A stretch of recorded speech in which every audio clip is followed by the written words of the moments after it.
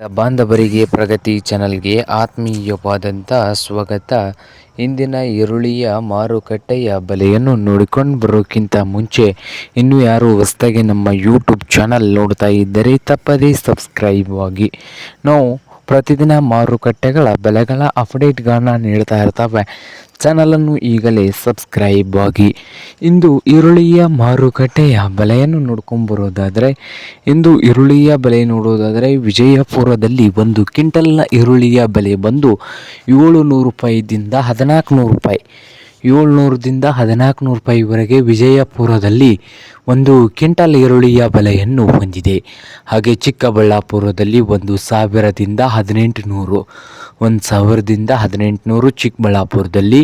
ಹಾಗೆ ಬದಾಮಿಯಲ್ಲಿ 800ದಿಂದ 1400 ರೂಪಾಯಿ, 800ದಿಂದ 1400 ರೂಪಾಯಿವರೆಗೆ ಬದಾಮಿಯಲ್ಲಿ ಒಂದು ಕ್ವಿಂಟಲ್ ಈರುಳ್ಳಿಯ ಬೆಲೆಯನ್ನು ಹೊಂದಿದೆ.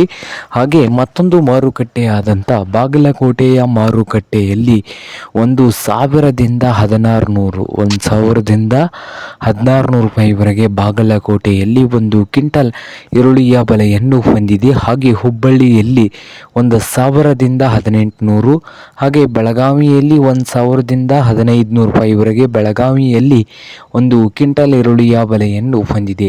ಹಾಗೆ ರಾಯಚೂರದಲ್ಲಿ 1000ದಿಂದ 1800, ಕೊಲ್ಹಾಪುರದಲ್ಲಿ 500 ರೂಪಾಯಿದಿಂದ 1500 ರೂಪಾಯಿವರೆಗೆ ಒಂದು ಕ್ವಿಂಟಲ್ ಈರುಳ್ಳಿಯ ಬೆಲೆಯನ್ನು ಹೊಂದಿದೆ. ನೋಡಿ ರೈತ ಬಾಂಧವರೇ.